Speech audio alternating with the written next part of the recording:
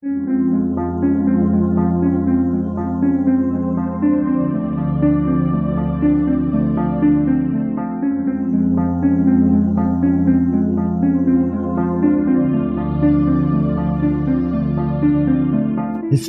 tells the story of the world and of our lives. Sometimes that history goes bump in the night.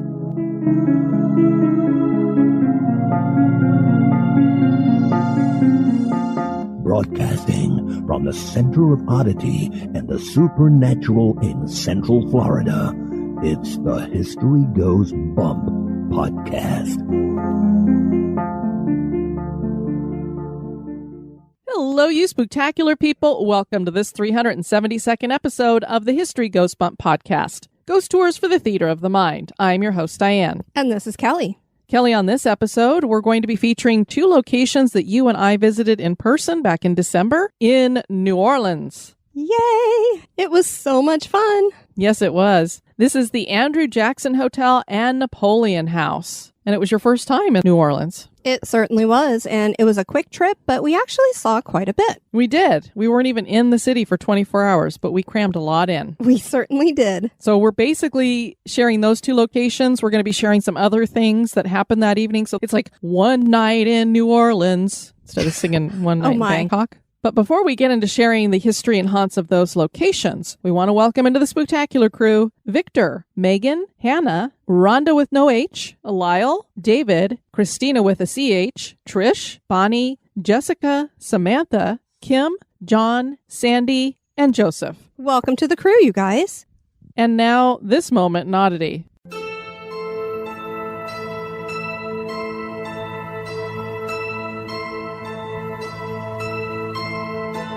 The moment in Oddity was suggested by Scott Booker. On this episode, we are featuring a location named in honor of Andrew Jackson. Most people know he was a great general and was a former president of the United States. But do they know that he owned a parrot? A parrot with a very foul mouth. This was an African gray that originally belonged to his wife Rachel, but when she passed away, the bird became Jackson's responsibility. The parrot's name was Pole, and while no one knows for sure where he learned his colorful vocabulary, most people are sure it came from Jackson, who was pretty cantankerous. When Jackson died, Pole was allowed to attend the funeral, and this decision soon proved to be a mistake. Reverend William Menifee Normant described what happened. Before the sermon and while the crowd was gathering, a wicked parrot that was a household pet got excited and commenced swearing so loud and long as to disturb the people and had to be carried from the house. It was excited by the multitude and let loose perfect gusts of cuss words. People were horrified and awed at the bird's lack of reverence. Many presidents have had pet birds, but Jackson's was the only one to swear, and that certainly is odd.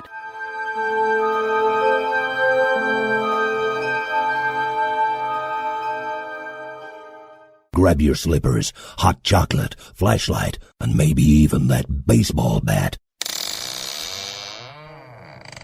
And now, this month in history.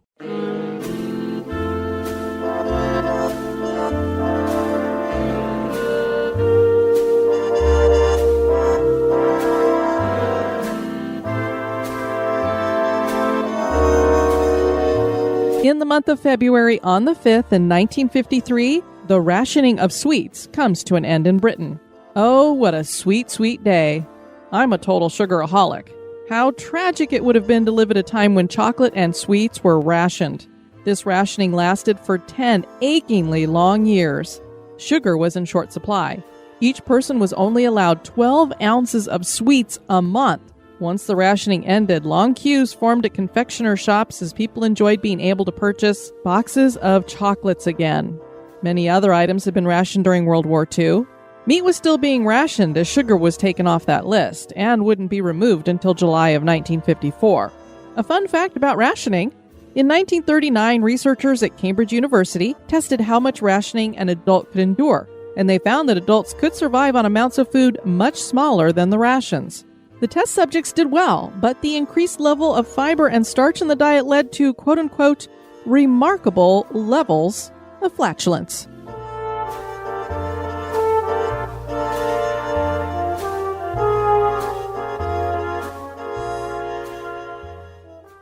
We had just one night in New Orleans on a recent road trip, and we made the most of it since it was my first time here.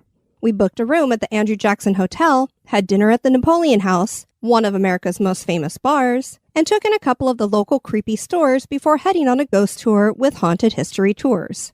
Join us as we share the history and haunts of the Andrew Jackson Hotel and Napoleon House.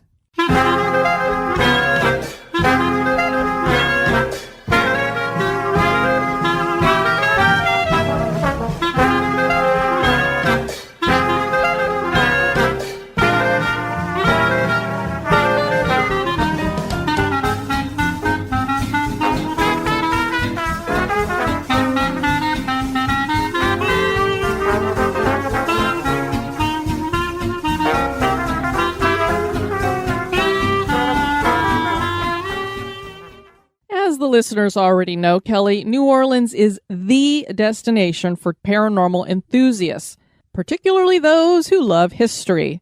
Louisiana was clearly hard hit by two monsters of 2020, hurricanes and COVID-19.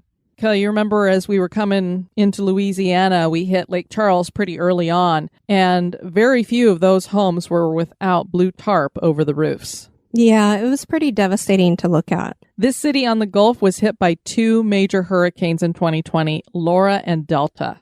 Trees were shells of themselves, damage was still evident everywhere, and this was December, so it had been a few months and still doing a lot of the cleanup.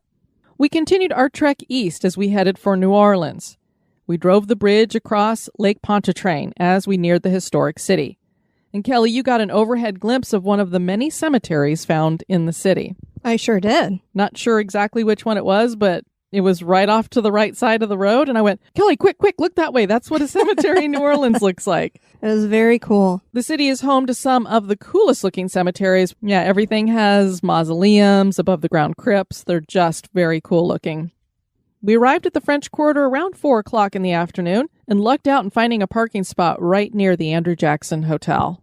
I could not believe our luck. That was just a perfect parking place. No, because I just kept thinking, I don't know where we're going to park because there's not a lot of parking in the French Quarter. We're going to have to make a trek quite a ways to take stuff with us. And gonna have to hoof it. Yeah. And then all of a sudden I was like, oh my gosh, is that a spot like right there outside of it? The charming Andrew Jackson Hotel fits perfectly in the French Quarter with its iconic wrought iron on the upper balcony. This hotel is 2 stories with an exterior that is yellow with blue shutters and fronted with flags. The hotel is longer than it is wider. There are rooms both inside the main hotel and then outside along a courtyard that has a fountain, wrought iron tables and chairs, and a cannon. Our room was on the far end of the first floor of the courtyard, which was just a bit magical because it was raining. The place is clearly old and in some need of updating, but we weren't here for comfort. We were here for ghosts. Which was a good thing because hot showers in the morning were elusive. Yeah. I'm glad you had to go first. Then I at least was prepared for no hot water. Oh, Lord, it was quite chilly. The main lobby has an old world theme with antique furniture, and this carried over into our room with the 18th century furniture and original wood floors. The real highlight of the hotel is that it's in the heart of the French Quarter, so in close walking distance to everywhere. People would be like, would you recommend this to people? You just have to keep in mind, especially if you're going to a haunted location that's old and historic, it's probably going to need a little bit of updating. But you walk outside of that hotel and it's a block to this, a block to that. Right. You're right in the middle of everything. Yeah. So it's a great location. And I'm sure that there was something going on with our shower. I seriously doubt that every single room has no hot water. Yeah, I'm sure. It seemed like our mechanism didn't turn as far as it was supposed to. Exactly. And the sink got hot water. So yeah. I think it was just ours in particular. Yeah. So the hotel had hot water. It just wasn't coming out of the shower head. The site where the Andrew Jackson Hotel sits has a long history, as is the case for the entire French Quarter.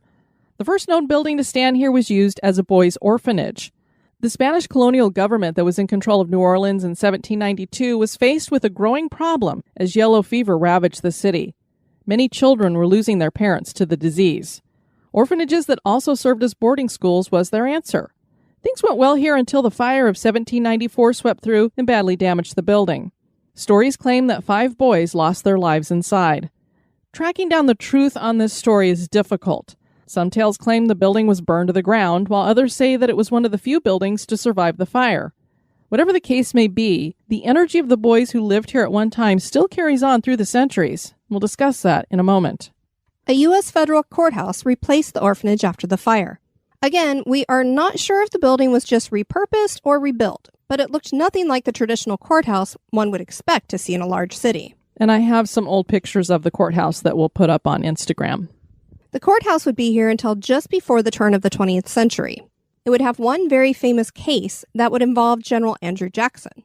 He was held in contempt of court and charged with obstruction of justice in 1815. Jackson had come to New Orleans in December of 1814 to help defend the city against a British invasion. He declared martial law against the British. No one was allowed to enter the city and no one was allowed to leave. Shortly thereafter, the Battle of New Orleans was fought, even though the War of 1812 had already come to an end. Word had not made it to New Orleans. After the battle, Jackson still refused to lift the order, and a senator, Louis Lair, publicly called on Jackson to stop the order. Jackson's response was to have the senator arrested. When United States District Judge Dominic Hall ordered the senator released, Jackson had the judge arrested. As we said in the moment in Oddity, he could be a little cantankerous. Just slightly. Jackson eventually lifted the martial law. When the judge was back in court, he charged Jackson with contempt of court and fined him $1,000. Jackson showed up out of uniform and looking rather shabby, demanded a trial by jury that was refused, and eventually paid the fine. Many of the people of the city had offered to help Jackson pay the fine because he was a war hero, but he asked them to give the money to the widows and orphans who had suffered losses during the Battle of New Orleans instead. Congress would order in 1844 that the money Jackson paid for the fine be repaid to him. This was repaid with interest, and Jackson received $2,700. The federal courthouse was demolished in the early 1900s, and the building that would become the Andrew Jackson Hotel was built. It was added to the Register of Historic Places in 1965. The Andrew Jackson Hotel is said to be one of the most haunted hotels in the city. There are several ghosts here reputedly. Obviously, with several boys losing their lives in the fire, there are claims of seeing young male ghosts and hearing the laughter of boys and sometimes even some screaming. It should be pointed out that this is mainly an adult hotel, so children are rarely staying at the hotel. One ghost that is seen most often has been nicknamed Armand. He is a prankster who likes to wake up guests by either trying to push them out of bed or laughing loudly near their head. They sometimes feel a cold touch on their skin. No one is sure how Armand died, but it wasn't in the fire. Some believe he was thrown from the balcony. Others claim he jumped himself. He appears most often in the most haunted room in the hotel, number 208. Which, Kelly, interestingly enough, we were in 108, weren't we? So I believe that would be the room above us. Yes, we were. The former caretaker of the orphanage is seen fluffing pillows and cleaning. Sometimes furniture is rearranged. This was a female housekeeper, according to various accounts. Televisions and lights turn on and off by themselves. Disembodied footsteps are heard. And there are some who claim that even the hotel's namesake, Andrew Jackson, has been seen roaming the halls. As for us, we had very little interaction. We left a recorder going all night, and when we listened back, Kelly, basically all we did was pick up the occasional clicking on and off of the air and the toilet flushing. Great. So I guess either one of those could be considered quite creepy, but... Haunted toilet? Yeah. That is creepy. And we were females. It could have been a female bathroom. You know, those are always haunted. We did do a brief dowsing rod session, and we didn't really get a whole lot of responses to that. We think we were talking to a woman, and we wonder if possibly she was the housekeeper or caretaker from years ago.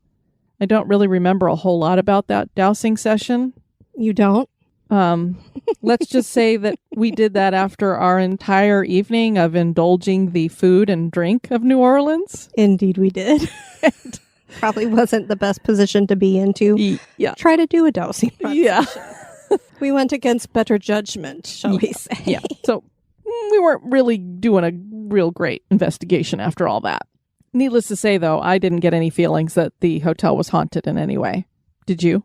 No, but I was quite tired at that point after driving 10 hours also. Kelly was just passed out. Jamie S. wrote on TripAdvisor, "The hotel is old and quaint. Rooms are extremely basic. The location is excellent for French Quarter activities and has a chic courtyard restaurant, Café Amélie, across the street. I did not believe in hauntings until I stayed here. They have a history of friendly hauntings, but I did not expect to experience anything. However, 2 nights in a row, we returned to our room to find my clothing moved. The first night, some clothes that were thrown about were folded and in front of the door when we tried to open it. The second night, my pajamas were laid out like a person on the bed with a small hobbit door high above the bathroom that was open. It was definitely closed before, and we could not reach it. Creepy, to say the least. We thought the hotel staff may have been involved to perpetuate the haunted rumor, but they denied it. Also, cleaning staff comes early and leaves early. In the evenings, there's only one hotel attendant who mounds the desk, so it seems unlikely that he would leave his post to mess with my clothes. We had a ghost tour booked and decided to get some dinner and hit a couple of shops before the tour. Our first goal, however, was to buy a large umbrella due to the rain that we had a feeling was going to be around for the entire evening, and we were correct. It absolutely poured, but I love that umbrella. Yeah, it poured rain all night from the minute we got into New Orleans till we were leaving the next morning.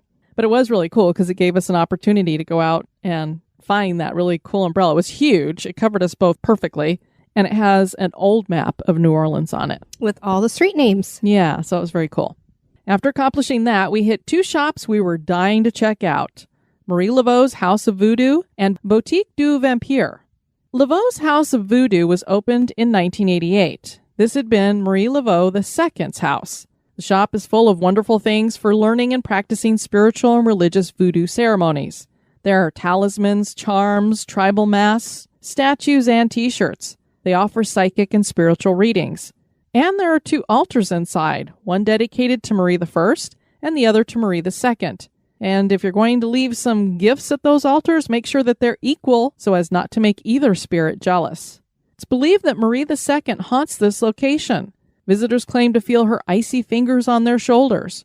And readings are given in a back room, and her ghost has been seen at various times in there during those spiritual readings.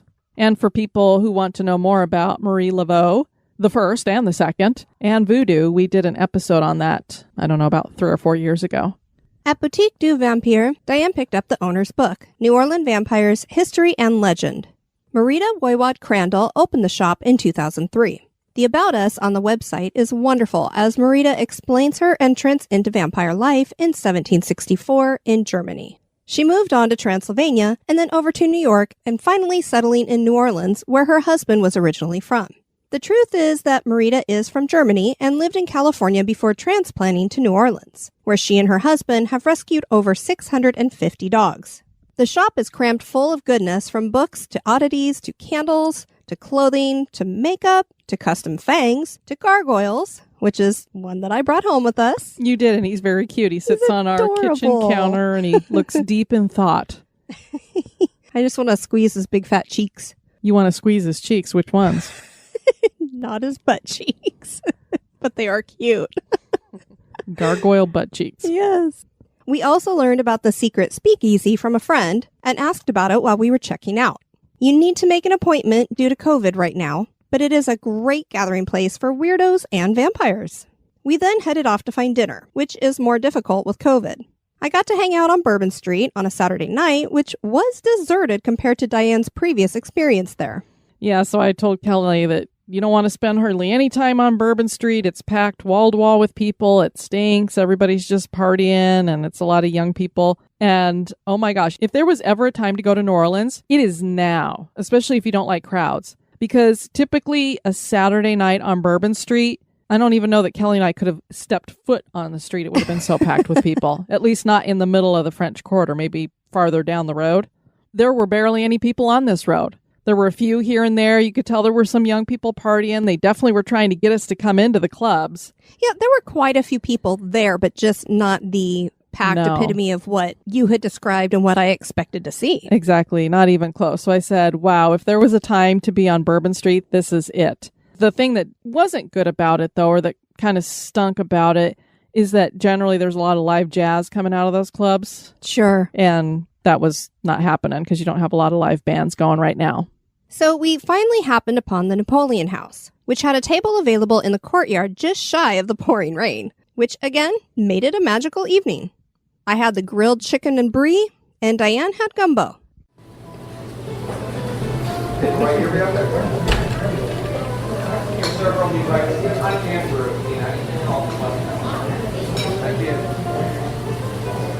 Right, you already ground that wine? What's good? Yeah, it's a very small ounce. Oh. Should it taste good? Yes, it's tasty. Coming right out. One of us one? Sure. Thank you. Little chicken and breeze. Right here. Thank you. Oh, look at you. It's like, coming right There it is. Is that going to be enough for you? Yeah, and it's nice that it's not a huge portion. Okay. Because you can have some of my sandwich too. It's a big old thing chicken breast. So it's interesting to see how they do their gumbo, because like when I've done my gumbo, I haven't made it quite so like soupy, but maybe that's the way it's supposed to be done. I don't know. I don't know enough about it. I had it once when we came the first time. We stayed Oh. with my friends' They're crunchy. cousins, and they gave us a bowl of rice, and then they said, dress it up however you want. And they had all different kinds of hot sauces and stuff, and then they poured this right over it. But I Yeah. don't remember if it was soupy or not. Yeah. Oh my goodness. Shows this. You're gonna have to take the whole plate over because it's gonna drip. For a bite. Did you already eat some? I took a bite off it, yeah. It's hard to get your mouth around it. Is it really hot?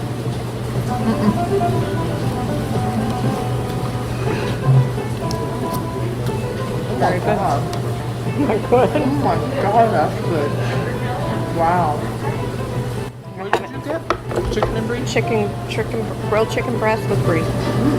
There's apple slices on it too. Wow, that's really good.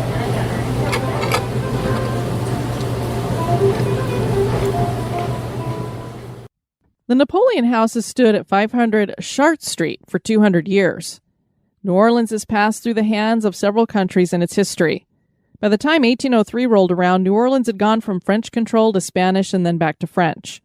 Emperor Napoleon Bonaparte was the ruler of France, and he told Spain that he would not give the territory of Louisiana to anybody else. But he lied. He worked out the Louisiana Purchase with the United States of America. Napoleon was popular in New Orleans, especially with Nicholas Girard, who was the mayor of New Orleans from 1812 to 1815.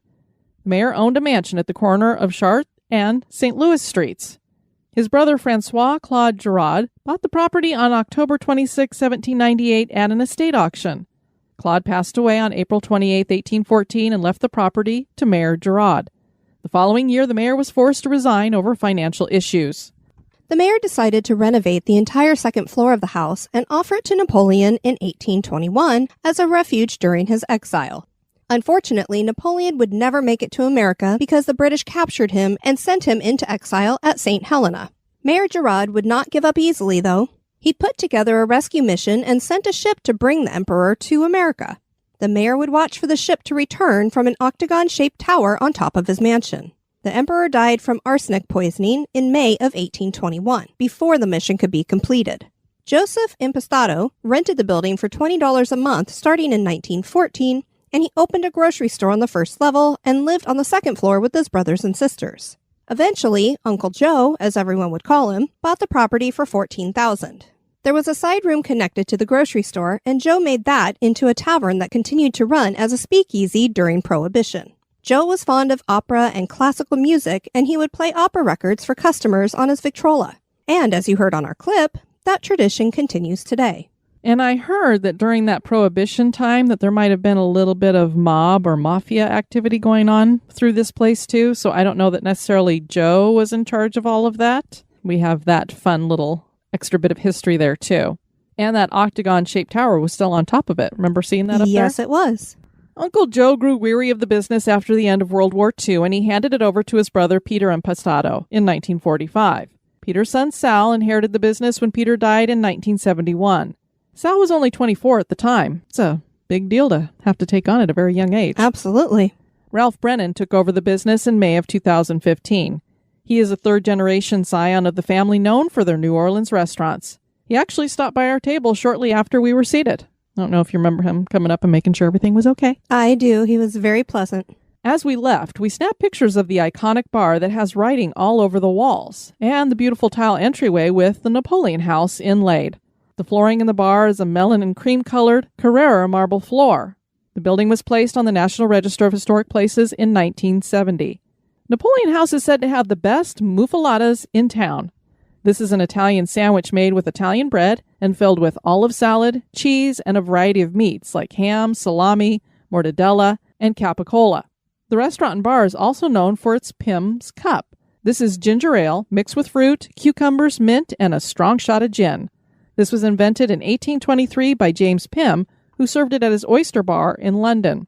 So somehow it made its way over to the Italian Napoleon House. Next time we're there, we'll definitely have to go try one of their muffaladas. Yeah, they had several of them on the menu there, and I just did not realize that this is, if you're going to get one, this is the place to do it, because I've always just gotten it at a deli there. Sure. Well, I can't say that I regret getting the chicken with brie and green apples. Oh, good. It was just luscious. There are ghost stories connected to this property. The craziest one claims that Napoleon himself wanders the building. These stories started in the early 1900s. The second floor had a reception hall at that time, and there was a party taking place one evening. Several guests noticed a little man who was strangely dressed like Napoleon. They assumed he was a hired actor for the party and watched him walk around and then enter a coat closet. They waited for him to exit, but he never did. After 20 minutes, one of the guests went up to the manager to express concern that the actor may be in some trouble in the closet, or getting into trouble in the closet and stealing their stuff. Could be. Little pickpocketing. Lining his pockets, as it were. The manager looked at them confused and remarked that no actor had been hired, particularly no one dressed like Napoleon. One of the guests worked for the newspaper, and he wrote a brief article about the strange occurrence. Before long, the paper was flooded with letters from people claiming to have seen the same man who would disappear into the closet. All of these on different days. And no one had mentioned it before because they assumed he was a flesh and blood actor dressed in a costume. Had Napoleon come in spirit over to the city that had wanted him to come and stay so badly? Other spirits at this location are not nice to those who doubt the existence of ghosts. Remember those stairs that were there in the courtyard behind us? I do. They were beautiful. Yeah, on your way to the restroom. Well, apparently a woman was walking down the stairs one time and remarked that she didn't believe in ghosts. So this location certainly could not be haunted. No sooner had the words crossed her lips than she felt a hard smack on the back of her head and a heavy push on her back that almost sent her falling down the stairs. Guess you shouldn't say you doubt the ghosts. Yeah. A woman who had once lived in an upper apartment claimed to experience ghosts often. She said, "You get a creepy vibe from it. When you're there by yourself, you feel like someone is there with you, but no one is with you. Lights would flicker. She would get touched while she slept, which woke her up, and sometimes be pushed by something she couldn't see." Other tenants claimed to have the same experiences. An executive chef at the restaurant told NOLA Weekend that they have 3 ghosts in the building and that a paranormal group has detected them. These spirits include an old sailor who drinks in the downstairs bar late at night, an old woman who likes to sweep the floor, and a young woman who was murdered or died a bad death in the courtyard. The attic was a barracks at one time where sailors lived, so there is a possibility that a sailor might have lost his life here. This was another place where we left the recorder on to see if we'd catch anything, but obviously with the ambiance, you heard the music, there's people talking, a lot of contamination. I don't know that we would have picked up anything. We didn't experience anything odd or weird, and we both went to the female restroom, which doesn't seem to be haunted in this location. But this was a happy little accident because since it was COVID, it was hard to get into a place because they can only seat so many people at a time. And we were on a time crunch. We didn't have a whole lot of time to eat. So when we were going up to places, like we wanted to go to the gumbo shop, and they were like, it's going to be about an hour. So we're like, That's not going to work. So we were bebopping all around trying to find something. And we finally popped into this Napoleon House. And I just walked in and went, wow. Oh my God. Because you first walk in and there's this old bar and it was just so cool. I was like, wow, this is cool. And then the guy came over and we're like, do you have seating for 2? And he goes, if you don't mind sitting out on the courtyard. And I love the courtyard. Yeah, it was perfectly fine. We were right out of the rain, but you could still hear it pitter-pattering and just be able to look out there and enjoy all the sculpture and plants and everything that they had out there. So it was just a wonderful place. Highly recommended. And as you heard, the food was excellent. So we dined al fresco. And I got a local craft brew. I can't remember what it was, but it was one I gave like a 3 out of 5. I was kind of average to me. It wasn't anything that I'd write home about. But you enjoyed your wine. I did.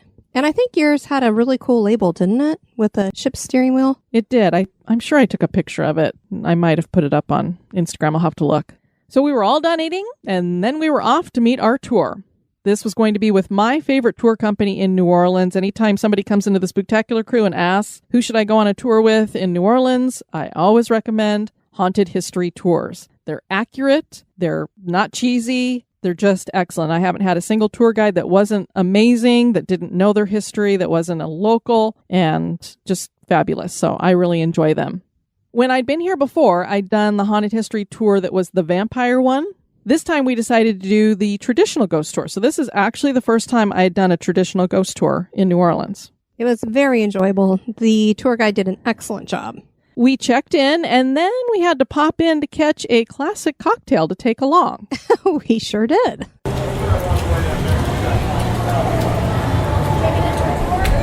Yes. Student.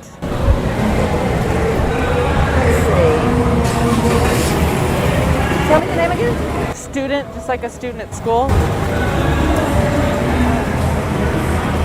Oh, okay, I see it. All right, so 2 people. Put these on somewhere visible. There are your tickets. Okay. And then the tour is going to be leaving from that green round sign down there that says the Earth. Okay. Going to leave right at 8. You can get 2 for 1 hurricanes right next door here at Finnegan's. The same sticker. And then just wear your mask for the tour. Great, thank you very much. Anybody else here for a tour? If you want to. I've never had a hurricane before, but if you're supposed to get those here too.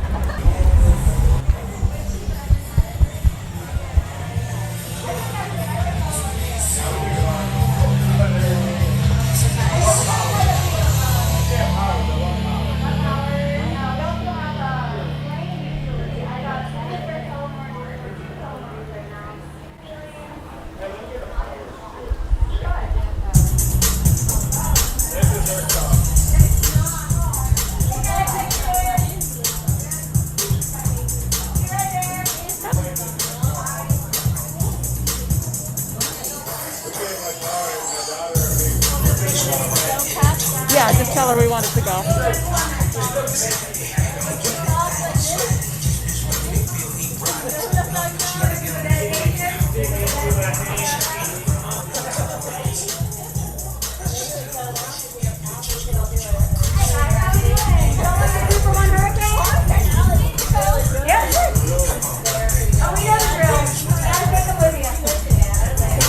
That's the only way they do.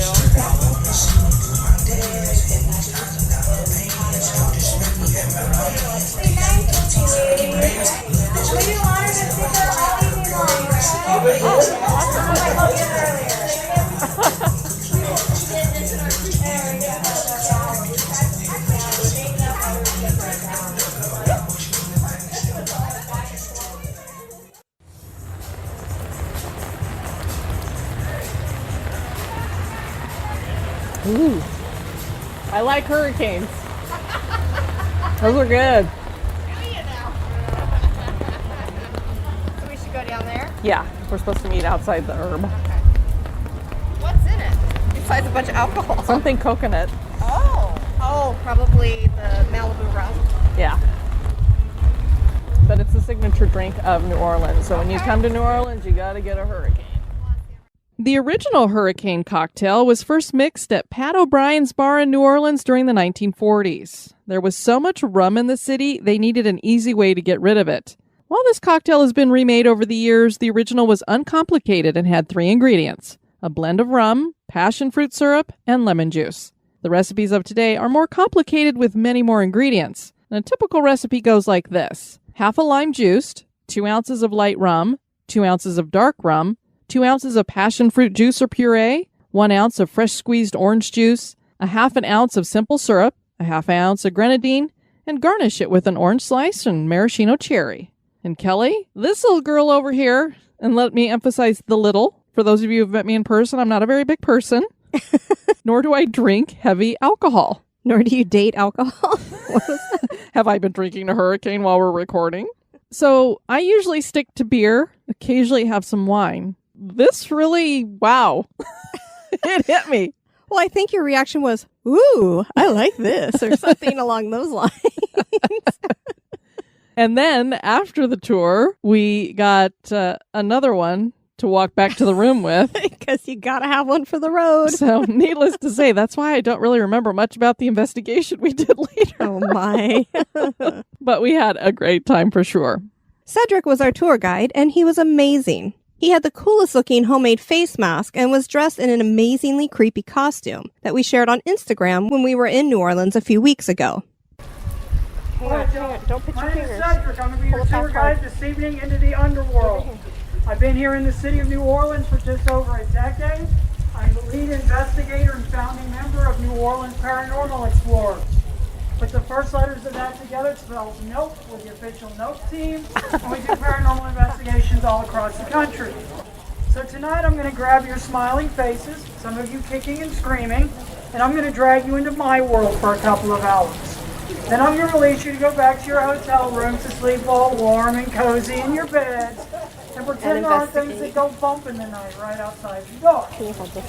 Please try and refrain from leaning on the building, sitting on the stoops, anything like that. The areas we're going to take you guys into are residential parts of the quarter. Put yourself in their position. Some stranger comes in from out of town, putting their feet up on your house. You might have a slight issue with it. And I don't want you guys being on the business end of some upset New Orleans. It is not pretty. All right? Other than that, there are no jump scares on this tour. If anybody jumps out of the shadows and grabs you and yells boo, that is called a mugging. Alright? One of the questions we get asked religiously in this city, why is the city so haunted? Keep in mind, in 2018 we celebrated our 300 years of city. City built by pirates and for pirates, not a whole lot's changed. Big difference is now, instead of wearing cool clothes and hanging out on ships, they now just wear suits and hang out in City Hall. Only difference. We are a major speed bump for most hurricanes that come into the Gulf of Mexico, and we have burned our beautiful city down not once, but twice. First time we burned it down was in 1788. We burned 78.6% of the city. Damn. Roughly about 896 buildings of the 1,100 buildings that were here. Now, to this day, historians will argue and fight back and forth over how many victims they believe fell to those fires for a couple of reasons. One, at the time we had a very transient population. Record keeping, not the highest priority. Secondly, that fire started just after midnight, about a half a block just down the street right here. Started in a house owned by a gentleman by the name of Nunez. Being a good Catholic, was getting ready to celebrate Good Friday, lit the candles on his altar, wanted to open up his windows to enjoy some of that breeze blowing in. Unfortunately, there were gale force winds blowing off the Mississippi that night. Curtains get blown across, and all of a sudden the curtains go up. When Mr. Nunez figured out that he was not going, please come on, please, sir. I don't want you to walk out, all right? Thank you. You're welcome. When Mr. Nunez realized he was not going to be able to put the fire out, he did exactly what he was supposed to do. He made a beeline a half a block down here to hit the church that used to sit where the cathedral today sits, so he could inform the monks that there was an emergency in the city and that they would ring the bells, letting everybody else know. That's the one they told us about last night. He got down here after midnight. It was already Good Friday. The monks had already taken a vow of silence and refused to ring the bells. On top of that, the strikers on the bells had been pre-wrapped earlier that day in burlap sacks to keep them from inadvertently in the wind striking and making any noise. So that fire blew through the quarter while most New Orleanians were asleep in their beds. Now keep in mind, y'all, that fire burned at over 1,000 degrees for at least 3 days. Oh my God. So by the time they were finally able to fight their way back in here, any of those victims would have been cremated. So all they did was take the human remains, mix it in with the building remains, flattened it out, built a brand new quarter right on top of it. So basically what you guys have been walking around in all day, hell, what you're standing in right now, one of the country's largest unconsecrated, unnamed graveyards. Now, 6 years later, we end up burning down the 212 buildings here in the city, because we like to be thorough in New Orleans, get the ones we missed the first time. We have a slight vampire issue here in the city, which we've had since 1729, thanks to the Ursuline nuns. And let's face it, y'all, we built a colony that became a city in a location that when Bienville and his scouts came over in 1699 scoping out a location for this proposed colony, The friendly Native American tribes that have been here for centuries told them don't build here with bad medicine, bad magic. She even has a name. Her name is Bolbanchik. But being normal humans, they didn't listen. And so for 300 years, we've had an exceptionally long, violent, and bloody body count in history to back up those warnings. Now, how many of y'all, this is your first time to our beautiful city? Raise your hand. Help y'all? All right, if you guys new here, welcome to the city. For you guys coming back, welcome home. Kelly, where he was doing all that introduction for us, was right there in Jackson Square. We have done an episode about the hauntings there. What'd you think of it? Oh, it was just beautiful. Someday, when we're there during the day, you'll get to see that area that's outside of the park there. The square is where they have just a ton of artists that set themselves up, and it's just very vibrant there. They have all kinds of carriage rides, and of course, you could see the St. Louis Cathedral that's right there. That's just amazing that he mentioned. I'm so excited to get back there. And he referenced their vampire problem, and he blamed the Ursuline nuns for that. Well, of course, that goes to the story of the Casket Girls, which I'm sure many of our listeners have heard. And I remember that one of the creepiest buildings that I ever have seen in that city is the Ursuline nuns convent. And you thought you saw the shutter or the window drapery or something open, right? Yeah, the windows are never open. But when I was on the vampire tour that night and they were telling us about the Casket Girls and everything, we were all looking up there going, well, that one shutter on the end is open.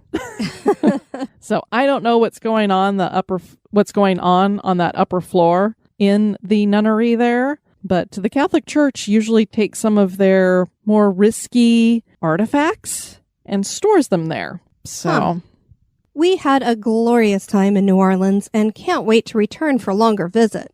Are the Andrew Jackson Hotel and Napoleon House haunted? that is for you to decide. One day it'd be really fun to be able to have a bunch of listeners join us there too. Heck yeah. Road trip, field trip, party, hang out, whatever. Maybe just one hurricane next time. We do have a meetup that we do have planned for here more locally. I know a lot of you have been wanting to visit St. Augustine or return for a visit to St. Augustine, and we're going to give you a reason in September. Yes, we are. On September 18th, we're going to be doing a live show with our favorite buddies over at Hillbilly Horror Stories. Jerry and Tracy Polly. So hopefully you guys can join us for the whole weekend. We're going to plan a lot of activities, tours, and stay at the hotel that we're staying at. And we'll just have a whole weekend hanging out with each other. It's going to be so much fun. I can't wait. Yes, I'm really looking forward to that. So mark your calendars for September 18th, and we'll get more details out to you later. Want to have you guys check out our website at historygoesbump.com. And if you want to send us some feedback, you can do that at historygoesbump@gmail.com. We did get a comment from Sandra over on YouTube underneath our video on the St. Augustine Lighthouse. She said, I lived in Florida outside of St. Augustine. Many years ago, I visited the lighthouse. As my daughter, her friend, and I were climbing the stairs, my legs were getting incredibly heavy and my chest tightened. The girls had run on ahead of me. I went back down and the symptoms stopped. I really wanted to go to the top, though. Again, as I started climbing, it happened once more. Also, when we were in the cellars, I felt a sense of curiosity as if I was being checked out. We were at the end of the line on the tour. Needless to say, I've not been back. For those of you who'd like to visit, it's a beautiful and historical wonder worth the trip. And I know that we're going to be doing that when we are in St. Augustine. I think on Friday night, we're going to do the ghost tour that they have there. Absolutely. We can't visit without doing that. I know. And what she mentioned as the cellars is probably the basement of the keeper's house. I would imagine. And of course, I've never been to this location without having some kind of an experience. And then we got a message from Nora over on the History Ghost Bump page on Facebook. She said, good afternoon. I just wanted to drop you a line and tell y'all that I love your podcast. I'm only on episode 96. I've had a few encounters with family members that have passed. I always have had a connection with the other side. It started when I was pretty young, but the one that I wanted to share with y'all is the one about my mom. So this was back in 2014. It all started in a dream. I can remember standing in a field. I was with my mom's friend. The weather started to turn really bad, like a hurricane or tornado was coming, and I looked at my mom's best friend and I told her we need to get to Mom. We both started to run to my mom. The next thing I know, we're at my grandmother's, which was my father's mother's house. My mom was sitting in a rocking chair looking at a photo album. I was kneeling beside her looking at the pictures. She turns the page to a picture of a big pickup truck. She looked at me and pointed at the picture and said, that's your daddy's pickup. We used to go riding on the beach during the summertime, and your brother loved going because the top came off. Then she looked at me and said, I'm tired. I'm really tired. I want to go. I'm tired. That's when I woke up, crying and shaking. Well, a few days later, I get a call from a family member telling me to get to the house now. Well, I had a 2-hour drive to get to my mom's house, and I made it in an hour. That's some fast driving. I get to my mom's, I walk in the front door, and she's sitting in the chair beside the door. I tap her on the shoulder and say, "Hey, woman, what's up?" Her face lit up. She was so happy to see me. So a couple of hours pass. We were sitting in the living room talking, and she brings up the pickup truck. She said, "Do you know your daddy had a big pickup truck that we used to go riding on the beach with? Your brother loved that truck." Needless to say, that freaked me out. It would me too, because, you have a dream and you're like, "Oh, it's just a dream," but then it's basically a premonition. A week later, she passed away. That will be 7 years in March. I would joke with her telling her she can come and visit, just don't touch me. She laughed about it and said, "Okay, I won't touch you," but she does. Sometimes she gets in my face just as I fall asleep and yells my name, which freaks me out, but I've kind of gotten used to it. So that's one of my encounters with the other side. Love the show and looking forward to all the upcoming episodes that I'm about to listen to. Thanks for letting me share my story. Very cool. I mean, it's a little disconcerting to have somebody yell your name in your face.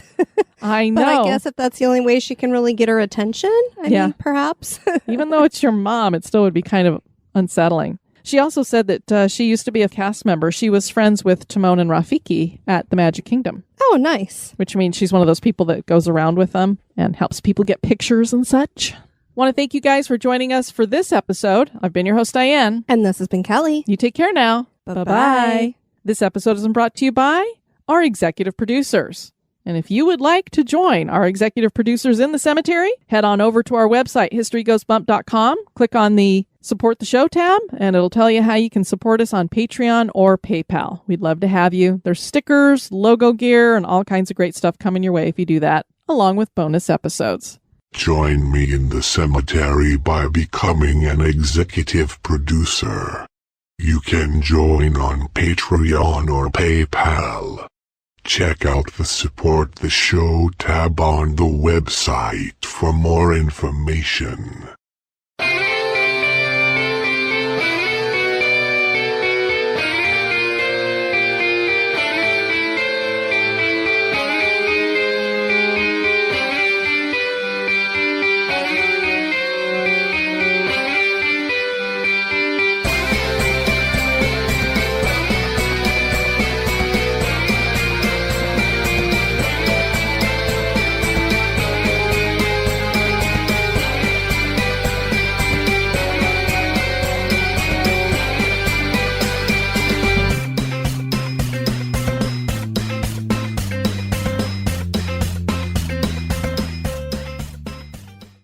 You have dog hair on your chips? Yes, there was dog hair on my chips. Why do you have them on where my peanut butter? Ooh. Why do you have them where the dogs can get hair on them? It was on the table. You're supposed to put them in your mouth. My voice gets rattly. I know. I save some, so I have them throughout the recording, so my voice sounds better. They're emergency chips. Yes, they are. Now they're hairy emergency chips. Ew, I don't need that much extra fiber. I think a lot of people would find your farting from your mouth very entertaining. Okay, your fart noises. I don't mean that you actually is fart that from what your a mouth. Burp is? That was a wet one. Ew. That's called a shart. And this decision word had not made it to word had not. It was added. It was added. I did it. Perry diddles. Got to make sure I get a lot of D's in there. Cedric was our tour guide, and he was amazing. He was our tour guide. I did not. Just like you did tourism. Yes. That's how I say it. I can't. Tourism. Now you're doing tour guide. He was our tour guide. You're a punk.